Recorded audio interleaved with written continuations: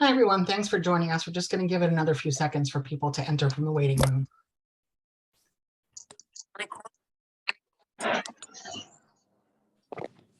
Okay, we're going to get started. I'm Judy Krasna. I'm the Executive Director of F.E.A.S.T, and I'd like to welcome you all and thank you for joining us today. We just have a few housekeeping announcements before we get started. Please make sure that you stay muted. Make sure that your camera stays off. And if you have questions during the course of the presentation, you can just use the chat feature in Zoom to write down your questions. Please be as specific as possible. Don't use shorthand. It's really hard for me to decipher your shorthand.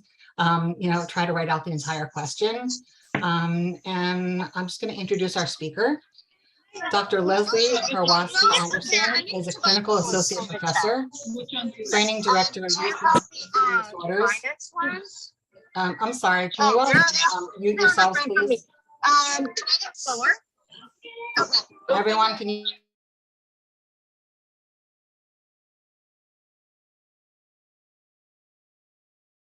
Judy, you're muted now. Just realized that, thank you. Third time's going to be a charm. Dr. Leslie Karwaski Anderson is a clinical associate professor, training director at UCSD Eating Disorder Center, DBT Linehan Board of Certification certified clinician, and trainer for behavioral tech. She currently oversees the training and clinical supervision of the UCSD EDC staff and conducts individual, family, and group therapy for anorexia, bulimia, binge eating disorder, and F.E.A.S.T. Through her research and clinical work, she has become a firm believer in the critical and helpful role families can play in their loved ones' recoveries. Leslie, thank you so much for being here with us today, especially at such an early hour for you. I'll let you get started. Thank you, Judy. And thank you so much for inviting me to do this. I am a big fan of F.E.A.S.T, and I'm really honored to be invited to present to you all. Let me see if I can share my screen really quick. It is an early hour here in California, and I am actually like a pretty early morning person.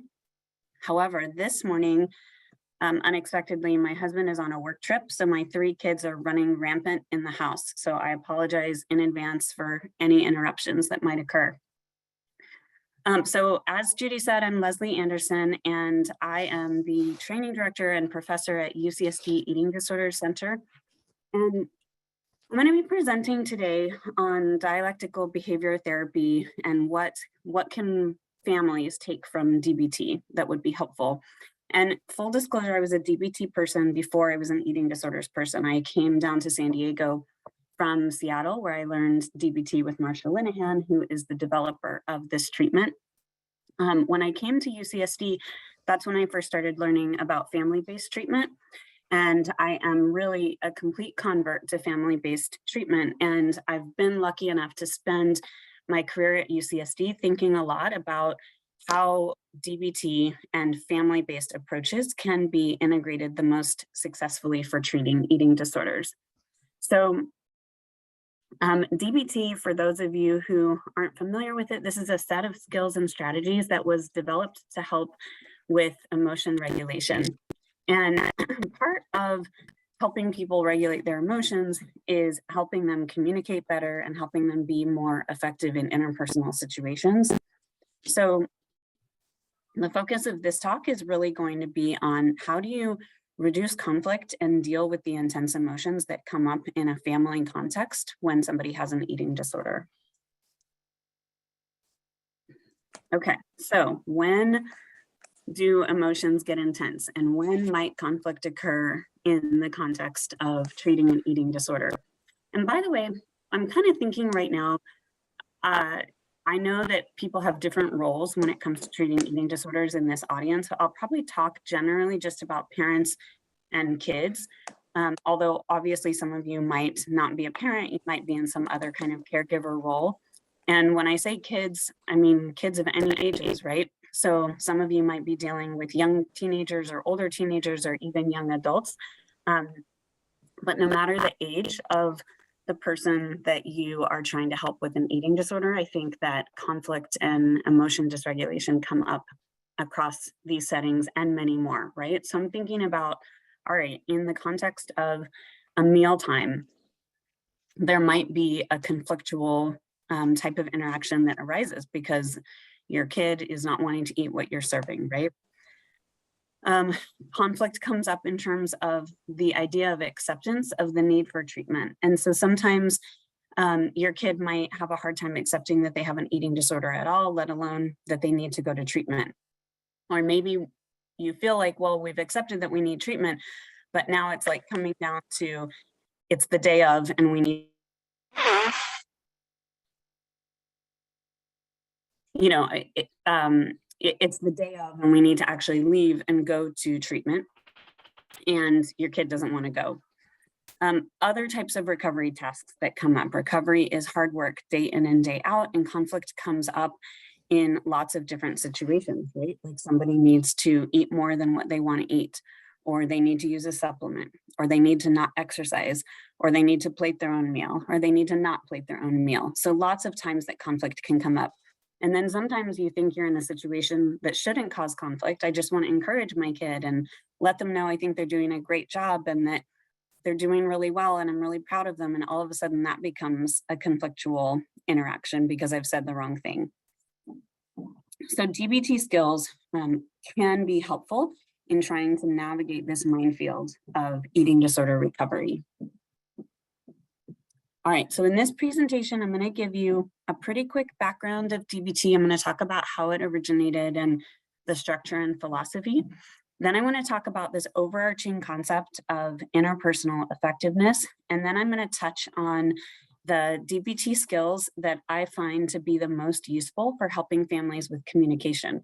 So these are actually, whenever I do a family session in the context of eating disorder treatment, these are the skills that I'll often teach the family right up front, right at the beginning of treatment, because I think it's going to be so helpful in making the family sessions more smooth and people will be more able to say what they want to say without having a conflict.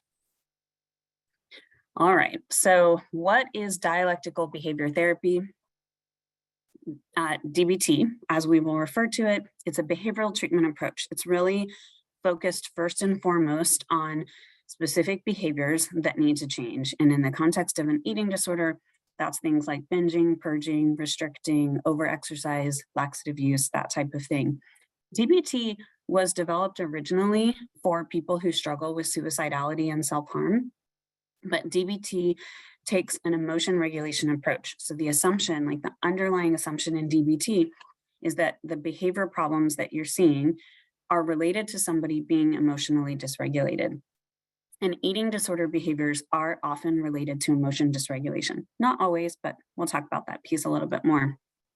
So dialectical behavior therapy uses dialectical thinking. Dialectics is a philosophical approach. Essentially, what dialectics means is that you can recognize that there can be multiple things that are true, multiple different perspectives in the same situation that have validity. And the big dialectic in DBT, when you're thinking about it from a therapeutic standpoint, is validation versus change. So we want to acknowledge and validate where someone is coming from and push them to make changes, because this is a behavioral treatment. We need them to change those eating disorder behaviors. And the change is supported with problem solving and skill building. This is also a principle-based treatment, which means that it is, it's not like there's no manual that you follow and you go, okay, well, here's what we do in session 1 and here's what we do in session 2. Instead, we have these different philosophical guidelines, these different skills and strategies that we can pull upon as needed in the treatment. And I'm going to be going over some of those with you today. Okay, so just big, broad brushstroke of DBT. It typically involves individual therapy, group skills training. The therapists are on a consultation team together. They offer telephone coaching.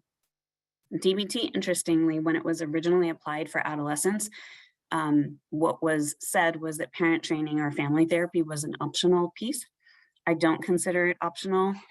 Obviously, there are some families that aren't able to do parent training or family therapy, but in any case that is possibly something that can happen, I am a big proponent of it, because it doesn't really matter what somebody is doing in therapy.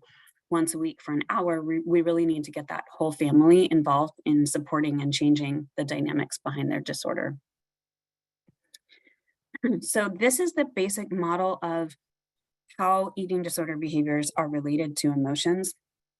So a lot of times what happens with an eating disorder behavior is that there's some sort of cue or trigger, which could be in the environment, like a fight with a friend or, a failing grade at school. It could be internal too, like somebody's cue for emotion dysregulation could be like a thought or a memory that comes up, but they feel emotionally dysregulated. Nobody enjoys feeling emotionally dysregulated. And so the person will try to do something that will reduce or avoid the painful emotion.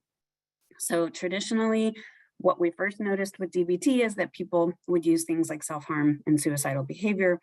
But then DBT started to sort of acknowledge, actually, this model applies to a lot of things. So binge eating is an obvious one that, like, even if you don't have an eating disorder, you probably have noticed that if you come home after a really tough day at work and you eat a bowl of ice cream, you might start to like breathe a little easier and calm down a little bit, right? Substance abuse, like even if you don't have a problem with substances, you've probably noticed that like having a beer can help you feel a little bit calmer or a little bit more numb or maybe a little bit distracted from whatever's bothering you. But whatever behaviors you may have noticed that reduce or avoid a painful emotion, you know that they don't work forever. And it might temporarily make you feel better, but whatever the problem is still there, and you're still going to have that emotion dysregulation because of that issue. So our goal with DBT is to give people other ways of dealing with their painful emotions, whether that be just tolerating the painful emotions, or maybe it's just separate skills that won't cause problems if they're overused. And one quick note about anorexia, because I think a lot of people are like, yeah, I get this model with binge eating or with purging, but I don't really get it with restriction. This is something that, like, if you have somebody in your life with anorexia, I would talk to them about it, because I think what it turns out with this model and anorexia is that a lot of people feel a very high level of anxiety and they are restricting in order to avoid feeling anxiety. Or they might say, nope, that's not me at all, not feeling any emotions, but then food is presented to them and their anxiety goes through the roof. And so what they might need help regulating emotions around is the idea of getting really emotionally dysregulated when it's time to eat. I did do, this is like not an actual scientific study whatsoever, but years ago, I just informally asked the adolescents in our adolescent program at UCSD. I asked them why they do the behaviors that they do. And specifically, I asked them about eating disorders, self-harm, SH, and substance abuse, SA. And I asked them to just kind of write about why they use those behaviors. And the answers are almost completely interchangeable. Like the first one is a kid who's 15 talking about her eating disorder and saying, it's hard for me to explain, but I do behaviors to numb out emotion and feel better about myself. Next kid is talking about self-harm. This one is 16 years old. And they said, I use the behavior to relieve my feelings. The third one is talking about substance abuse and says, I use the behavior to numb emotions and to deal with unwanted feelings. So there is this quality of these behaviors are being used to, I guess, fulfill a very similar function. So I mentioned that DBT is less of a protocol and more of a set of philosophical assumptions. And I wanted to give you a flavor of those philosophical assumptions. This is not all of them. And I also picked out the ones that I think might be most applicable to parents and families. So these are some of the things that we kind of assume in a DBT model. You can't prove or disprove these things. It's more just what we're assuming when we're approaching somebody. And these assumptions have been super helpful for me as a therapist, because I think a lot of them have helped me understand where somebody might be coming from in a way that I don't get as frustrated. So the first assumption is that we, meaning the person with the eating disorder and the therapist and the family members, everybody in the situation is doing the best they can. And dialectically, meaning kind of on the opposite pole, but also valid, we need to do better, try harder, and be more motivated to change. So somebody is doing the best that they can based on what they know and what they've been taught and how they've been living their life. And they also need to do better, try harder, and be more motivated. The third assumption on here, the lives of people with eating disorders are unbearable as they are currently being lived.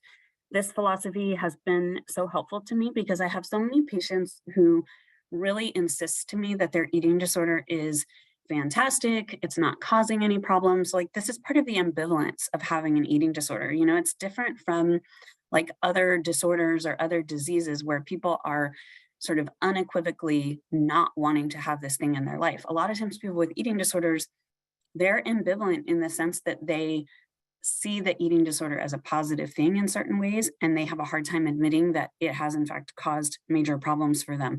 So just coming in, knowing in my mind that things aren't great with this person, and no matter how much they tell me the eating disorder is wonderful, it's like not a problem, I don't know why everyone's so upset. For me to just kind of remember, like, that's not actually the case. The next philosophical assumption is that the most caring thing we can do, we meaning parents and therapists, is to help somebody change in ways that bring them closer to their own ultimate goals. You know, we, like, whether we're a therapist or a parent, if we're trying to help our kid or we're trying to help our patient recover from an eating disorder, we care about that person, we like that person, we don't want to upset that person. And at the same time, some of that stuff is probably going to be necessary in order to help them reach their own ultimate goals. What are their goals? Well, for most people, their goals are to, you know, do something meaningful, like go to school or, you know, have a career that they care about and have relationships that they care about, maybe a romantic relationship, but at least friends and family that they, you know, feel fulfilled by those relationships. And we know that eating disorders get in the way of those goals. And we know that sometimes it might not feel smooth and easy all the time as we're trying to help them achieve those goals that they have. Principles of behavior are universal and affect all of us. So I think we'd all like to be unaffected by trying to help somebody with an eating disorder. And of course, that's not how it works, right? Like, these principles of behavior go in both directions, and everybody who's involved with an eating disorder is going to be affected. We all need support. So in DBT, I mentioned earlier that we have a consultation team for therapists because we feel so strongly that this work can be really difficult and we need support while we're doing it. And that's absolutely the case for families as well. You need to have support. I think all of you who are on this call know that because you're involved with F.E.A.S.T. And I think that's one of the major reasons that F.E.A.S.T. exists, is to help people get support in doing something that is really difficult. But, you know, you need support in whatever way, whether that's from other friends or family members, whether that's from peers who are going through the same thing, or whether that's getting your own therapy. And then all things being equal, we agree to search for non-judgmental or empathic interpretations of behavior.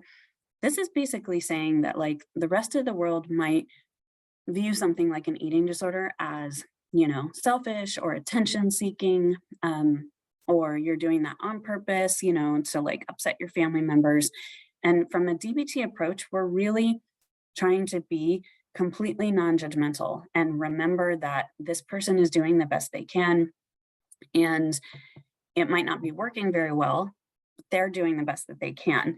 And in fact, we're really wanting to look for empathic interpretations of behavior. So if we're going to judge, we're going to judge in an empathic way, right? Like, maybe they're doing this thing because they think it's better than doing something else, right? Like, I have a client who, you know, her eating disorder developed in the context of taking care of a different family member who was very medically ill. She didn't develop her eating disorder in order to, like, make anybody else upset. She developed her eating disorder as a way to cope with her intense emotions so that she could keep it together while she was taking care of a really ill family member. So that would be that more empathic interpretation of behavior. Okay, so I'm going to move on to talking about some of the DBT skills themselves. This is not going to be a comprehensive look at every DBT skill that there is. I'm just going to throw out some of what I think are the most useful DBT skills when it comes to interpersonal communication and reducing conflict. So the skills that I'm going to go through are effectively, wise mind, non-judgmental, dialectical, contingencies, and validation. And these are, like I mentioned earlier, the skills that I often bring up at the very beginning of family sessions. So I want everybody in the family to kind of have the same language and be on the same page so that I can say like, oh, hold on, like, wait up. The thing that you just said came across as judgmental. Could you rephrase it in a non-judgmental way? And everybody knows what I'm talking about in the session. Okay, so this is kind of like the overarching skill that I want to highlight for this presentation, which is the DBT skill of effectiveness. So effectiveness is the idea of being mindful of your goals in the moment. I found this clip art of this person holding a trophy. She's clearly being very mindful of keeping her eye on the prize. What is the prize? Like, what is the goal that you're keeping in mind in your situation? I know it varies for people depending on, who you are, but I'm assuming for a lot of you, the ultimate goal is to get your kid healthy again, get them recovered from their eating disorder, and get them to the point where they can go after that other stuff in life. They can finish school, or they can get a job, or they can make friends, or they can live independently. That's the ultimate prize. And we want you to act in ways that get you closer to those ultimate goals and do what works to get you there. In the moment, that's often not what you feel like doing, right? Like in the moment, you might feel intense frustration or sadness or anxiety, and those emotions might be pushing you to act in ways that actually aren't effective at all. It reminds me of like the example that I give people to just get outside of the eating disorder context is like, if you have a job and your boss passes you over for a promotion, gives that promotion to somebody else. Let's say you like your job, you need your job because, you need your paycheck. So your goal is to stay employed there, but you're really upset because you got passed over for a promotion and it's not right and it's not fair. So you might be pretty angry about this, and you might feel tempted to go find your boss and, yell at that person and make a big fuss about the fact that you were passed over, and do it in a really like kind of aggressive way. Is that going to be effective in terms of your ultimate goal of staying employed at this place? Or is that going to be effective in terms of your ultimate goal of eventually getting the next promotion that comes around? Probably not, right? So what we want you to do is, rather than acting on your emotion in the moment, we want you to act according to like what is going to be the most helpful to you in getting your ultimate goal. So you're not going to get a trophy when your kid recovers from an eating disorder, but that's the ultimate goal that we want you to keep your eye on, is how can I act as skillfully as possible to get my kid and my family, into recovery mode. So being interpersonally effective with your kid, I think, involves keeping the goal of eating disorder recovery first and foremost on your mind. And this, I think, can also be done more effectively if you can minimize interpersonal conflict. You can't avoid all interpersonal conflict, because if you want your kid to do hard things, that's going to cause some conflict, but minimize the unnecessary conflict that comes up. And so we're talking about being effective in an interpersonal context. So all the skills I'm going to talk about, I want you to be thinking about, how can I use this to be more effective interpersonally? And I use these same skills, as a parent. My kids are younger, they're 1, 8, and 10. So, the situations are different and similar, right? Like we all, I think, in the moment have to choose between acting according to our emotions versus acting according to like, what's the long-term goal here?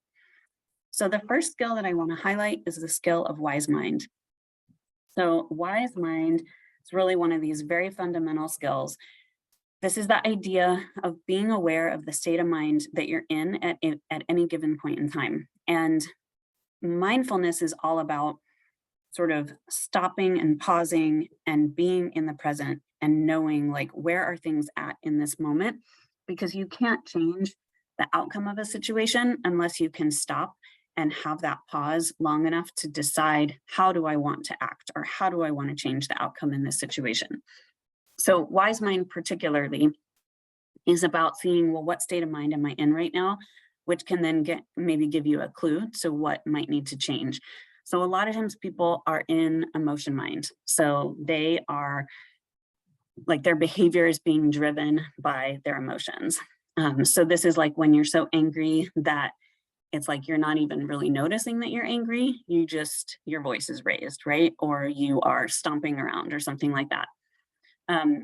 When you're in emotion mind, it can often feel sort of like hot or overwhelming or impulsive. Emotion mind isn't necessarily a bad thing. I mean, if you're in emotion mind because of positive emotions, like for example, you're at Disneyland, the happiest place on earth, and you're like overwhelmed with how happy you feel, like that might be a really wonderful emotion mind experience. But I think a lot of times what happens in emotion mind is that it's something like anxiety or sadness or anger. That's the emotion that's controlling your behavior, and it feels out of control in some way. The exact opposite state of mind, reasonable mind, is when you're very rational, logical. You're in this mindset where you can kind of think about like, A plus B equals C. Like you're not really acknowledging your emotions at all. You're just thinking about the task at hand and how do you accomplish the task at hand. And I think people often, especially people who are in emotion mind, will often be like, I just want to be in reasonable mind. Like, I don't want to have my emotions at all. Like, they're just a distraction and they're, making it hard for me to be effective.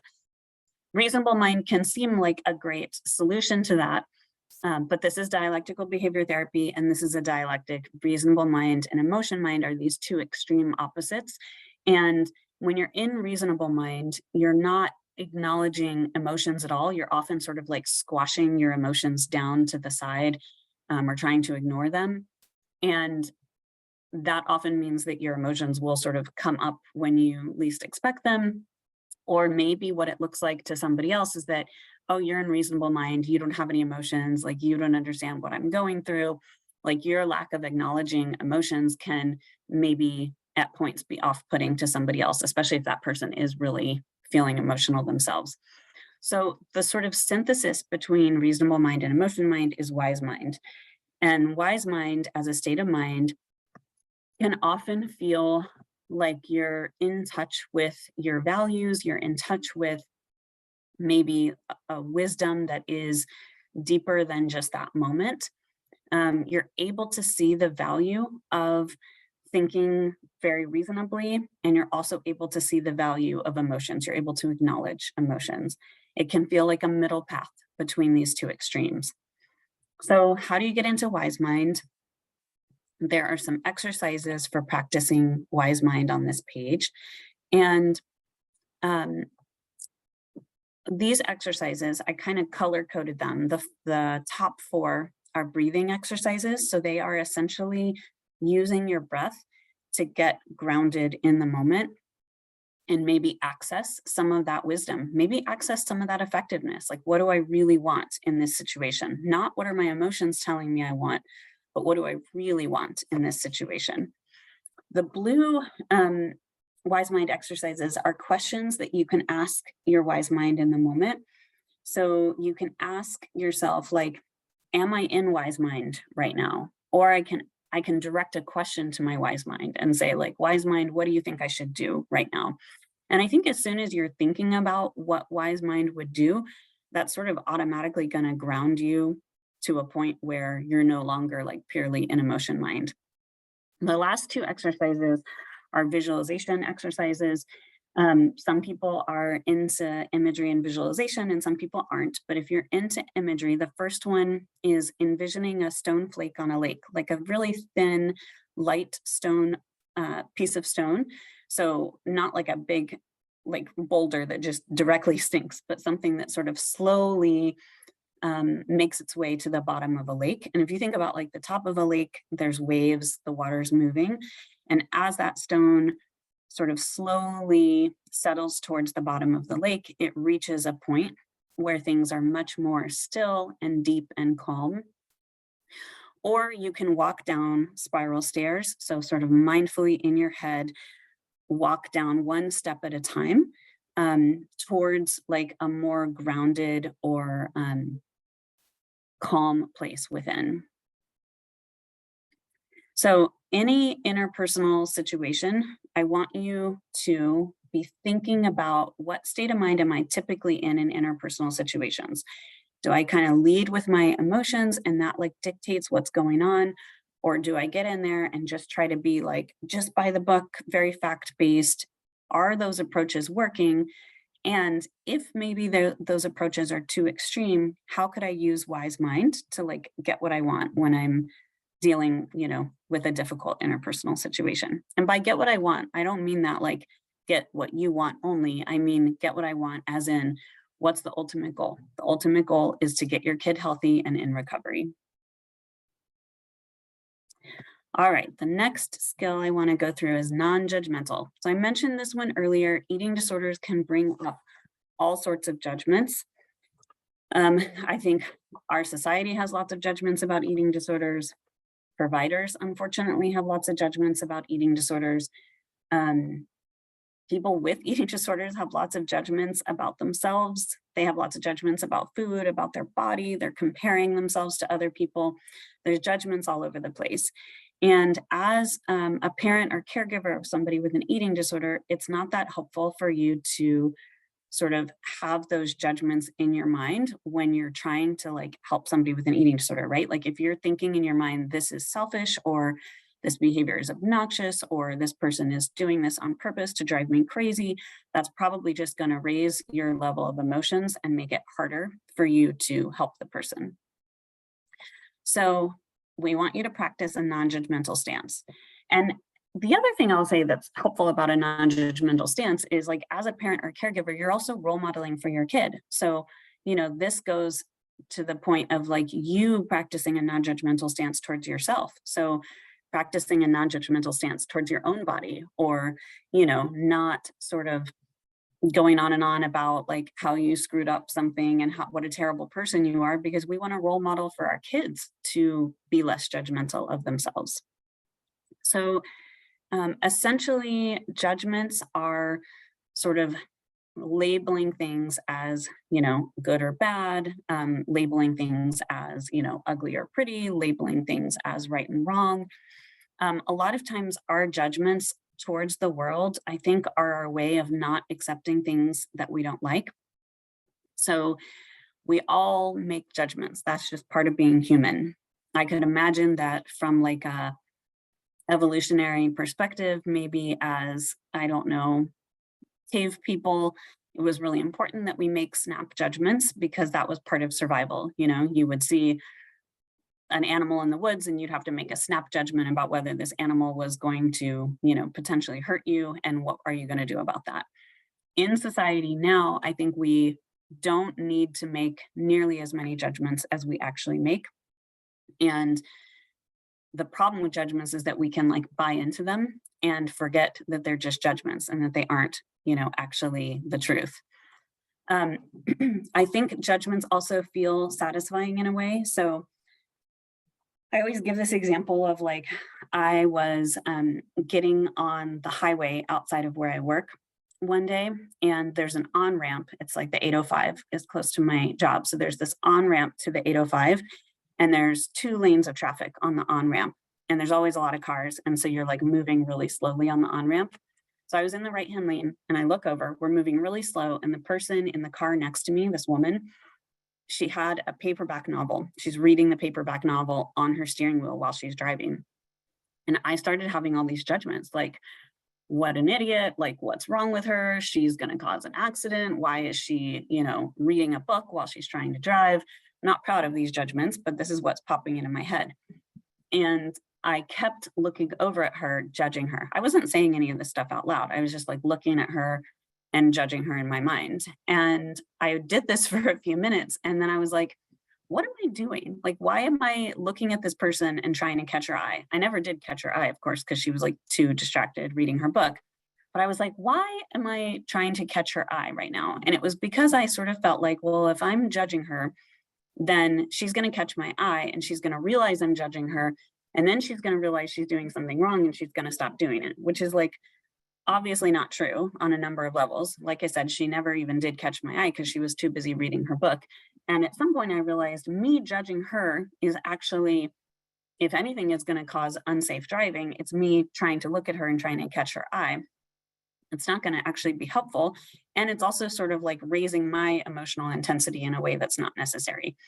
Eventually, we all got on the highway. I don't know what happened to that woman, but it was a good lesson for me in terms of like, okay, a lot of times my judging is about trying to control a situation that I don't like, but that I actually can't control it. And me judging it isn't going to help it change.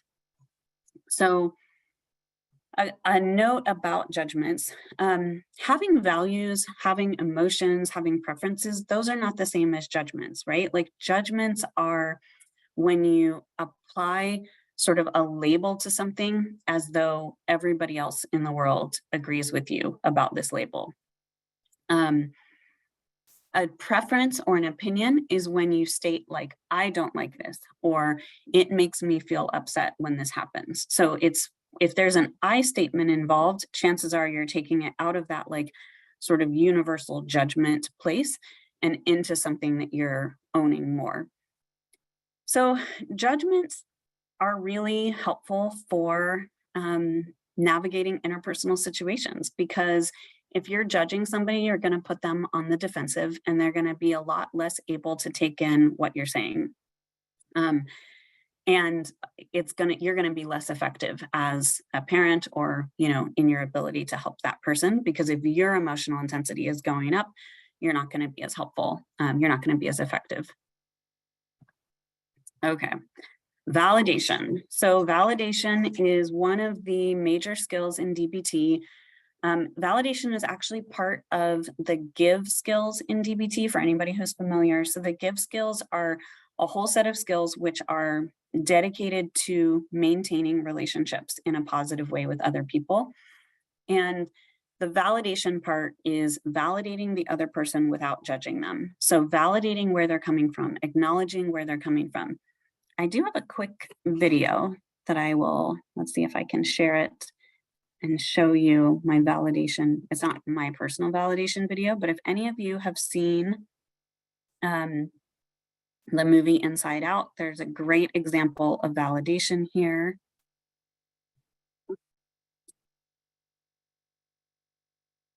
I didn't share the sound, did I?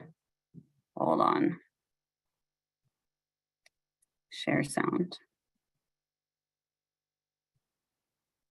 Okay, sorry. For ages 16 to 24 are available. Oh, the stuffed animal Hall of Fame! My rocket! Wait, Riley and I were still using that rocket. It still has some salt power left. Who's your friend who likes to play?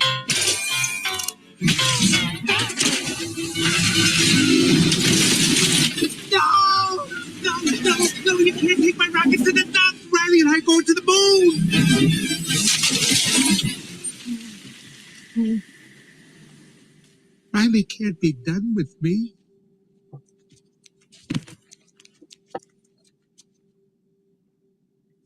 Hey, it's gonna be okay. We can fix this. We just need to get back to headquarters. Which way to the train station? I had a whole trip planned for us. Hey, who's ticklish, huh? Here comes the tickle monster. Hey, Bing Bong, look at this. Oh, here's a fun game. You point to the train station and we all go there. Won't that be fun? Come on, let's go to the train station. I'm sorry they took your rocket. They took something that you loved. It's gone. Forever. Sadness. Don't make him feel worse. Sorry. It's all I had left of Riley. I bet you and Riley had great adventures. Oh, they were wonderful. Once we flew back in time. We had breakfast twice that day. Sadness. It sounds amazing. I bet Riley liked it. Oh, she did. We were best friends. Yeah, it's sad.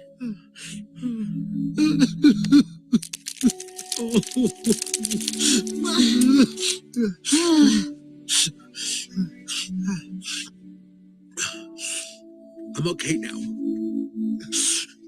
Come on, the train station is this way.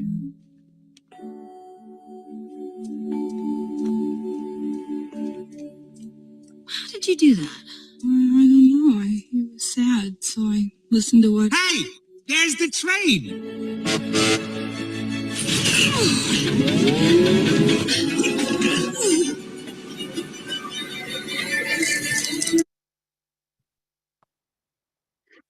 Okay, so quick, poignant illustration of validation. I love that little clip because Joy is trying to problem solve, which I think is many of our natural tendencies when somebody is upset. Like, we'll problem solve, we can distract, we can help them move forward. And, you know, sadness really showed that actually sometimes what's most effective is validating them and acknowledging their emotion. And that's the only way that they're going to be able to, you know, move forward and move past whatever is going on in the moment. So it's a balance, right? Like, validation in and of itself isn't enough, but validation going along with problem solving can be really, really effective. Let me find my slides again. Oh no, I lost my place. Let's see. Okay, here we go. So in DBT, we have different levels of validation, meaning different ways to validate. So validation can be as simple as paying attention to the other person and really listening to the other person.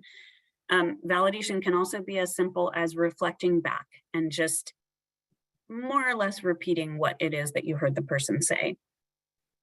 More advanced validation could be doing a little bit of mind reading. I know normally therapists tell you not to read minds, and reading minds in this case is that thing that happens. You've all had this happen where you're talking to somebody and you say something about what you're feeling or what you're going through, but you don't say the whole thing. You just say like a piece of it. And then the other person like seems to know the rest of it without you even telling them. And they demonstrate that they like understand the full picture of what it is that you're going through, even if you haven't actually said it. And it can feel so incredibly validating when somebody just gets it, you know? When you're talking to somebody else and you're trying to do this mind reading thing, it's that idea of like, what are they not saying that you're pretty sure that they're thinking or feeling? You could be wrong, right? So whenever I do the mind reading thing, I generally say something like, you know, I know you didn't say this, but like, is this what you're thinking? Or it sounds like you might be also feeling, you know, X, Y, and Z. Is that true? So I like to sort of have a bit of tentativeness about it, but it can really land when somebody understands something that you didn't even say.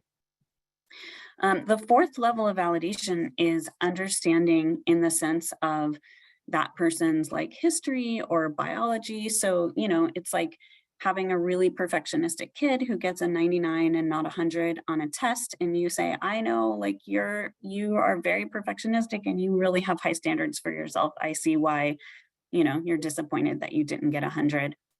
But it's really sort of understanding somebody in the context of like who they are as a person. The fifth level of validation is acknowledging that something would be true for anyone, no matter who they are. So, you know, if somebody has a job interview and they're anxious because they have a job interview, it's saying, yeah, we all get anxious when we have job interviews, right? Like that's a pretty universal reason to be anxious. And radical genuineness is just treating the person as valid. Like you're not condescending to them. You're not like putting yourself on a different level. You're being genuine about yourself and your emotions and your reactions to the person. You're giving them, you know, really sort of that like equal status, and the things that they're saying are important and are valid and are worth you sitting down and listening and talking to them about. And it's radical genuineness also includes this idea of believing in the other person. So I think we all know the power of like having somebody believe in you as a person and believe that you can do something and you can be successful in something. So all of those ideas are kind of encapsulated in this idea of radical genuineness. Speaking of validation, so I titled this talk something like, this is hard and skills can help. And using the word and instead of but is a really deliberate choice. If you say something validating, like, I know this is really hard, and then you use the word but, I know this is really hard, but you need to do it anyway. The but seems to kind of invalidate or cancel out the first sort of phrase in that sentence. So it's a good, I think, I'll say effective, we'll not use the judgmental term good. It's an effective habit to use the word and instead. I know this is really hard and you need to do it anyway. Like, both sides of the sentence are equally valid and true and important. The idea of and, I think, is related to this concept of dialectics. So the philosophy of dialectics, this is like a philosophical approach from like philosophers in the 1800s. And basically their point was that there's always competing perspectives that might seem opposite, but both sides have validity. So anytime there's an interpersonal conflict, like, you want your kid to eat, your kid doesn't want to eat, those things seem like complete opposites, but it's not really about proving that one side is correct and the other side is incorrect. It's about acknowledging whatever is true or valid on both sides, right? Like, it might be that they need to eat and it's going to make them anxious, or it's going to be really hard, or you can see why, they're struggling with this right now. So we're not trying to, like, in an interpersonal conflict, we're not trying to be right or wrong. We're trying to see both sides of the situation. The universe is filled with opposing sides of situation. There's always more than one valid way to see any situation. Some of the other, like, sort of things that come out of dialectics are that, what happened? Change is the only constant. So things are constantly changing and we need to allow and embrace change. I think that's really hard for a lot of people. I think it's especially hard for people with eating disorders. They tend to be people who, are uncomfortable with things changing. And that's something that we all need to learn to allow to happen. And change is transactional. So we are all impacting each other. It's not like the influence in a dynamic only goes in one direction. And so part of this idea of dialectics is to pay attention to your effect on other people and how they affect you. Some of the dialectics that I think are especially helpful for families are, this dialectic of accepting reality versus working to change it. This is, like, I think, a dynamic that comes up like all through parenting, right? Like, when do you accept that something is as it is versus when do you work to change it? My middle child is very, let's see, I want to say this in a non-judgmental way. She's like I don't know if this counts as non-judgmental. She's like a head in the clouds kid, she often doesn't seem to hear instructions that you give her. She has a hard time sort of like following through if you give her like multiple sort of steps in a process that she needs to follow. She's 8, right? So, like, at what point do we accept that that's just how she is and that's her personality versus at what point is it a problem? And, like, I don't know, does she have ADD and do we need to take her, to get assessed? And there's, like, as a parent, like, it always feels that these situations come up time and time again. To what degree do you accept the situation versus to what degree do you work to change it? And I think in an eating disorder, everyone is in that dynamic, right? Like, to what degree are things normal and we just need to accept that, like, yeah, all kids go on a diet at some point, unfortunately, or at what point is this a problem and we need to get in there and work on changing it? More dialectics that come up with families, I think validating somebody versus acknowledging a mistake. Like, the reason it can be so hard to validate something is because sometimes we're like, yeah, sure, I can see where you're coming from, but it's wrong. You're doing it wrong. You need to do it differently. And, when do you lean into the validation versus when do you acknowledge and point out that somebody is making a mistake? Doing things that you need to do versus doing things that you want to do. We all need a balance, right? Like, easier said than done to balance things that you must do versus things that make you happy. The dialectic of independence and wanting help. And as a parent, that dialectic comes up in terms of, like, wanting our kids to be independent and also wanting to help them, or they might need us to help them. Anyway, I know we're going to run. Oof, we already are running very short on time. So I won't go through the rest of these. I will skip through and just very briefly touch on contingency management. Contingency management is not a brief topic. And actually, I think this could be like the topic of an entire webinar in and of itself. I wanted to put it on here because in family therapy, I often see contingency management in real time getting very messy. So there's a dog on here with a bone because I think people think about behaviorism and contingencies like, oh, I don't know if I want to do that. Like, isn't that like what you do with animals to train them to do tricks, which is also true. But contingencies are also taking place in every interpersonal situation that you're in at all times, right? Like if I'm talking to you and you're nodding and smiling, like you're delivering a contingency, which is reinforcing me for talking to you. If I'm talking to you and you're looking away or you are scrolling through your phone, then that contingency in a way is punishing me for talking and I'm likely to stop talking.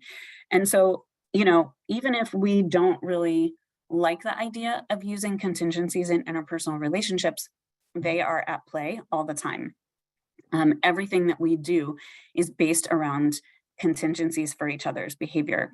So I put this in here. I actually put a bunch of different slides that we're not going to have time to cover all of them. But I put this in here because I want people thinking in interpersonal context about how do I use contingencies to increase the probability for behaviors that I want and decrease the probability for behaviors I don't want. And remember, the overarching goal is effectiveness, getting your kid to recovery, getting your family into recovery mode. So like this, I remember one of the first times that this idea of contingency management became really evident to me as a behavior strategy was in a family therapy session. And the teenager in the session was asking her mom to validate her more, which made sense. And her mom was like, all right, I'm going to try to validate you more. And then like a couple sentences later, her mom said some sort of validating thing, which is what the kid wanted. So that's the behavior that the kid wanted. And the kid said, oh, mom, that came across as so fake. Like, I don't even believe that you believed the validation that you just tried to do. That was so dumb. And so she really punished her mom for attempting to do the thing that the kid wanted her to do. Did the mom give the very best, most genuine sounding validation of all time? Maybe not. And the idea is in an interpersonal context to make sure that the contingencies are actually operating the way you want them to operate. So we want to provide positive reinforcement when somebody does what we want them to do or attempts to do what we want them to do. We want to add something to the environment to reinforce them. And the thing that is most universally reinforcing to people is attention. So attending to the behavior that we like. I think a lot of times we as parents have the philosophy of like, let sleeping dogs lie. Like things are going okay with my kid right now. So I'm not going to like say anything because I don't want to like rock the boat, so to speak. And actually, those are the times when we want to acknowledge and say like, hey, like nice work, really like what you're doing right now, or I love that you're doing XYZ things. So make sure to attend to the behaviors that we want.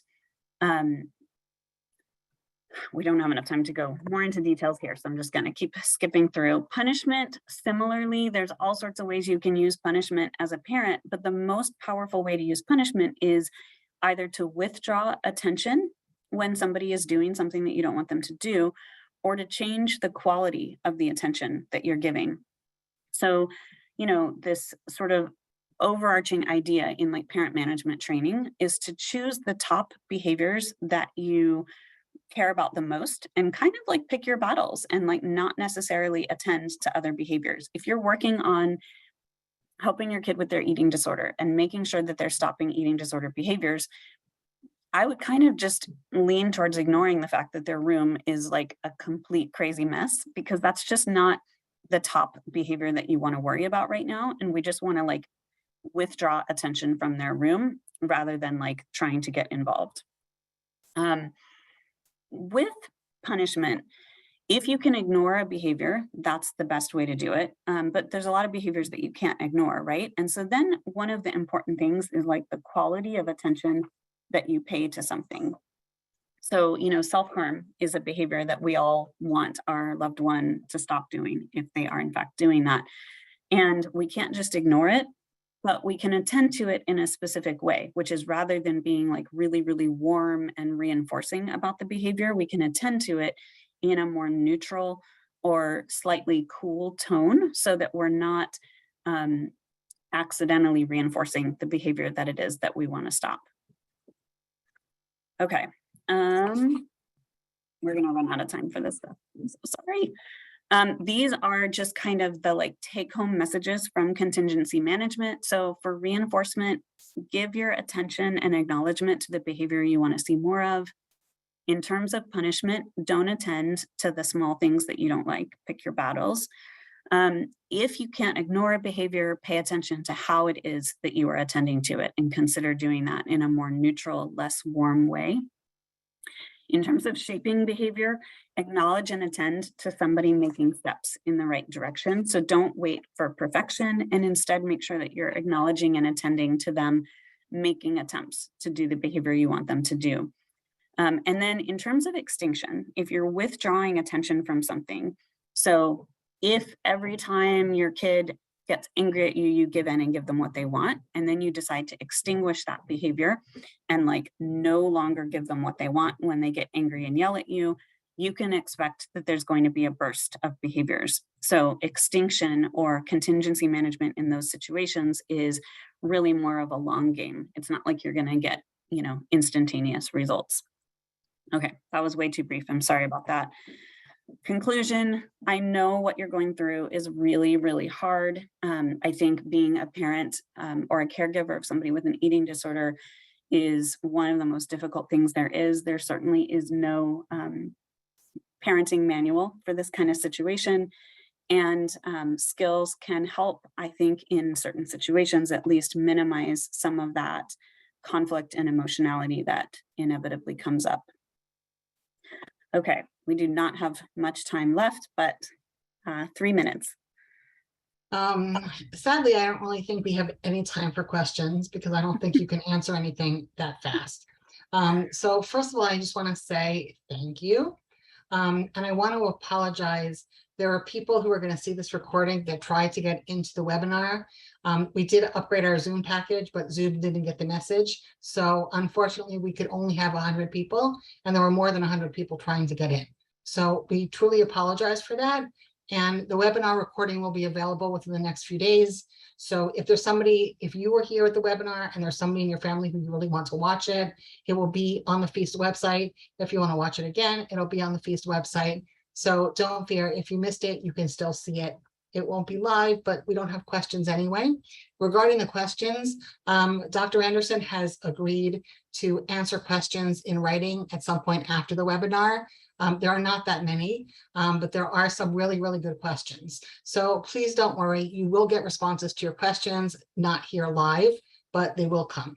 I just want to end by saying that all of F.E.A.S.T programming is provided free of charge. And the only way that we can continue to provide this type of quality programming is through the generosity of people like you who are here at the webinar today. So if you have a minute, if you can, please go to the F.E.A.S.T website and donate what you can so that we can keep this going. And I just want to say thank you so much to everyone for attending. Thank you, Dr. Anderson, for this really amazing presentation. Please join us next month.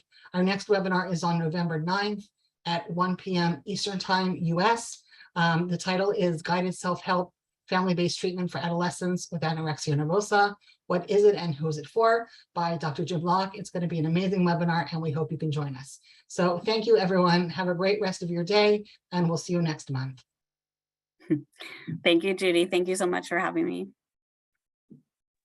Thank you.